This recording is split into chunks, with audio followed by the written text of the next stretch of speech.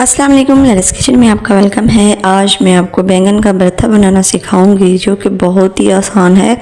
और अगर आपके बच्चे नहीं खाते तो आज का ये जो तरीका है ये मैं बना रही हूँ, आपके बच्चे डेली फरमाइश करेंगे। तो मेरे तरीके से आपने एक बार लाजमी ट्राई करना है, आपको बहुत मज़ा आएगा, आपके बच्चे भी खाएंगे। तो सबसे पहले हमने बैंगन ले लेने हैं, उनको साफ़ कर लेना है। उसके बाद आपने चूल्हे के ऊपर जो है गैस ऑन कर देनी है और सारे बैंगन जो है एक साइड पे लगा देने हैं, ठीक है। और इनको भूनने का तरीका आपने गौर से देखना है। अगर आपने मेरे तरीके से भून लिया ना तो आपका चूल्हा भी ख़राब नहीं होगा, बैंगन भी अच्छे से भून जाएंगे।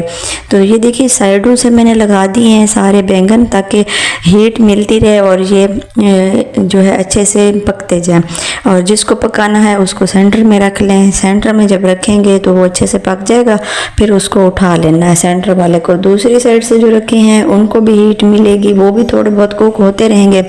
फिर वन बाय वन जो है आपने उनको सेंटर में रखते जाना है और इस तरह से भूनते जाना है। जैसे ही हम एक भून लेंगे तो उसको फ़ौरन पानी वाले बाउल में डिप कर देंगे। पानी का बाउल आपने साथ रखना है और उसमें इसको डिप करना है।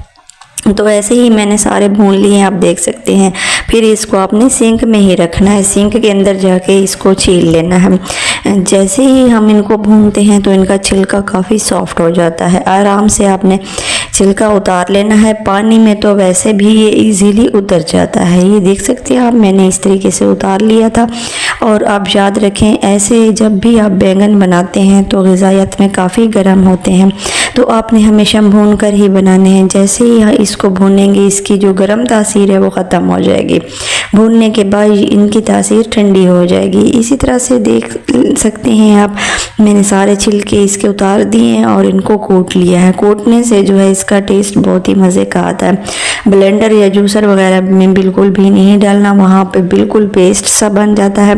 जैसे आप इसको हमाम दस्ते में कूटते हैं तो ये बहुत अच्छे से थिक सा एक बैटर बन जाता है। तो इसको बाउल में ट्रांसफ़र कर दे। अब इसको हम रख देंगे एक साइड पे। अगला प्रोसेस ये है कि हम पैन में ऑयल ले लेंगे, उसको काफ़ी ज़्यादा गर्म करने के बाद फिर एक बड़े साइज़ का प्याज आपने बिल्कुल बारीक सा काट के डाल देना है।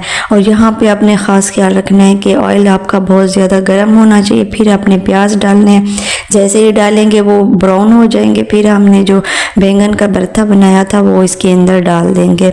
अभी हमने इसके अंदर कोई स्पाइसेस नहीं डाले और टमाटर वगैरह भी नहीं ऐड किए। तो आपने देखना है कि हमने कब ये चीज़ें ऐड करनी है।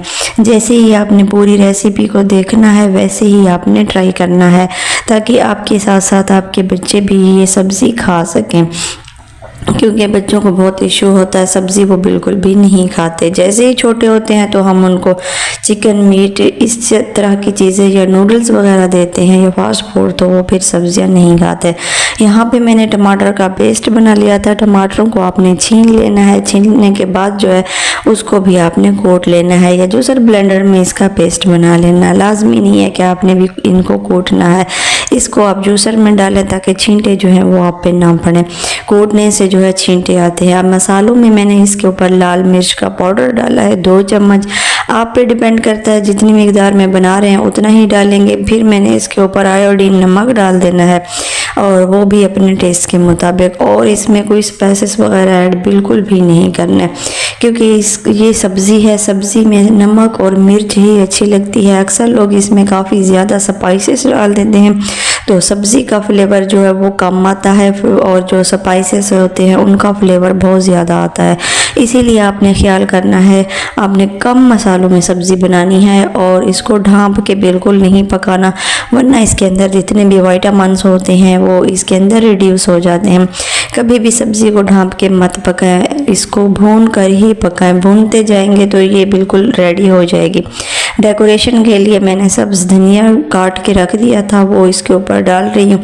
अगर सब्ज़ मिर्चें हैं तो वो भी आप काट के भी डाल सकते हैं, साबित भी डाल सकते हैं। तो मैं इसके ऊपर एक सब्ज़ मिर्च ऐसे ही डेकोरेट कर दूँगी। अगर आप चाहें तो छोटी छोटी काट के इसके ऊपर बारीक सी डाल सकते हैं। अब ये फाइनल लुक है हमारी बैंगन के भरते की। आप देखें कि इस कदर आसान रेसिपी थी और इस कदर विटामिन से भरपूर सब्ज़ी है। आप इसको खाएं पराठे के साथ बहुत ही इंजॉय करें।